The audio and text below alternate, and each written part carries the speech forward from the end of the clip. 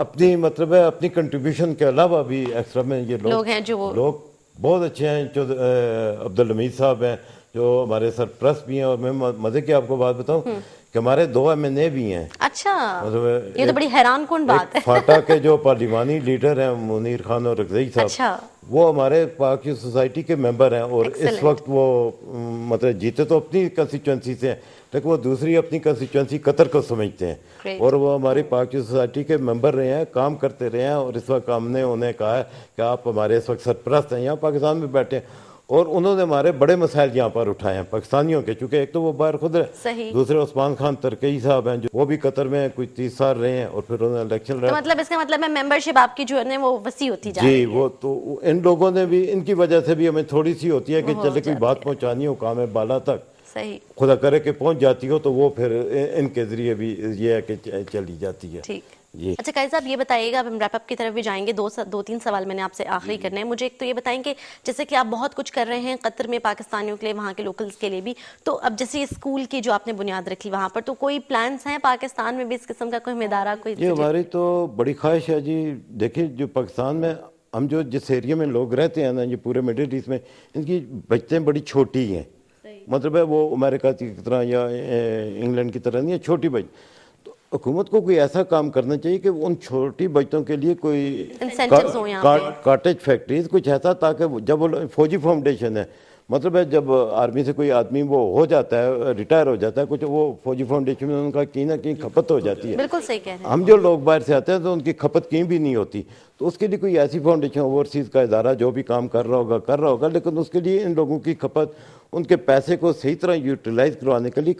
Cottage industry کا, چھوٹی چھوٹی انڈسٹریز کا ہونا ضروری ہے. ہر علاقے سے لوگ باہر ہیں, ہر علاقے میں وہ بنا دیں, تو وہ ان کی جو بچے ہیں نا جی تھوڑی تھوڑی, وہ اس کام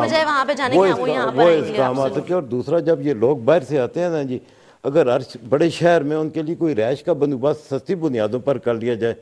تو وہ میرا لیکن خیال ہے اوورسیز کے لیے ہم کافی دیکھتے تو رہتے ہیں, ایڈز آتے رہتے ہیں اخبارات کے اندر, حکومت کافی ساری ہاؤسنگ سوسائٹیز کا بھی جو ہے وہ کرتی ہے, اور بڑی اٹریکشن ہوتی ہے تمام تر ہاؤسنگ سوسائٹیز کے لیے اوورسیز. نہیں, وہ سوسائٹیز اور ہے. میرا یہ ہے کہ جب لوگ آتے ہیں, مثلا میں ابھی آیا ہوں, کسی جگہ رہنا ہے تو کوئی ہاسٹل ایسے بنا دیے جائیں. جو ہم نے بہت پہلے زمین مانگی تھی CDA سے, بہت پہلے کی بات ہے, لکھ کر دیا تھا کہ ہم ہاسٹل بنانا چاہتے ہیں, لوگوں کو سستے اس پر دیں گے, لیکن وہ نہیں کام ہوا. یہ تو میرا خیال ہے بڑوں کے کھیل ہیں, بڑے ہی کرتے ہیں, لیکن یہ ہم نے اس پر کوشش کی, لیکن یہ کام نہ ہوا. لیکن یہ اگر حکومت اپنی سطح پر سوچے نا, جب زر مبادلہ $10 بلین ہم سال کا دیتے ہیں, تو ان کو کم کا اتنی سہولت ہو کہ وہ آئے تو اچھا ٹریٹمنٹ مل گئے. اور قائد صاحب کے حوالے سے آپ کو ویورز بتاتے چلیں جی کہ اتنی ساری جو میں نے آپ کو چیزیں ان کی بتائی ہیں, ساتھ ہی ساتھ یہ بہت اچھی شعر کہتے بھی ہیں, اور اس کا ایک ثبوت یوں بھی مل جاتا ہے کہ بہت سارے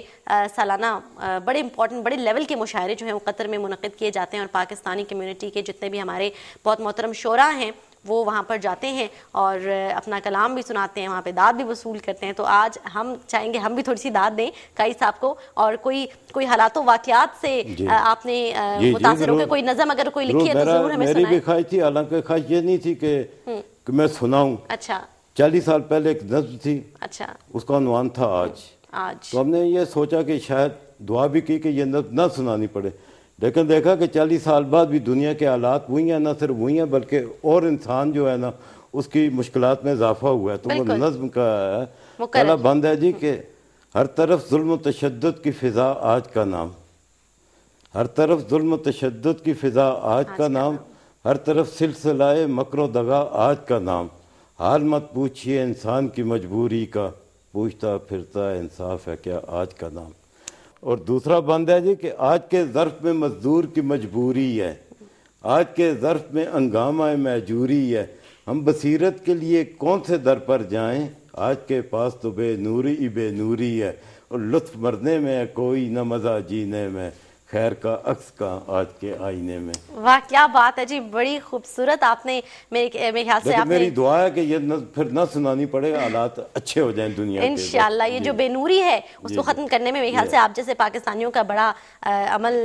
اور میرے خیال سے اللہ کرے گا انشاءاللہ کہ یہ جو آپ نے شمع روشن کی اس سے دیگر اور چراغ بھی جلیں گے، اور انشاءاللہ آپ جب نیکسٹ ٹائم اللہ کرے میری ملاقات ہو تو حالات بہتر ہوں، پھر آپ سے بہتر نظم ہم جو ہے نا وہ آج کے حالات کے حوالے سے جو ہے نا وہ دونوں مل کے دعا کرتے ہیں کہ دونوں دعا کرنا ہے. بالکل قائد صاحب بہت شکریہ آپ کی آمد کا ہمارے پروگرام کے اندر، بہت اچھا لگا آپ سے بات کر کے، اور میرے خیال سے ایک بڑی پازیٹیو وائبس جو ہے نا آپ سے آئیں، بیکاز آج کل وہ جیسے آپ حالات کی بات کر رہے ہیں نا وہ حالات تو ایسے ہی رہنے، لیکن یہ کہ ہم اپنے تئیں کیا کچھ کنٹریبیوٹ کر سکتے ہیں، کیا کوشش کر سکتے ہیں، یہ ہمیں آپ سے لرن کرنے کی ضرورت ہے. اور بہت اچھا لگا آپ سے بات، بہت شکریہ. بہت شکریہ.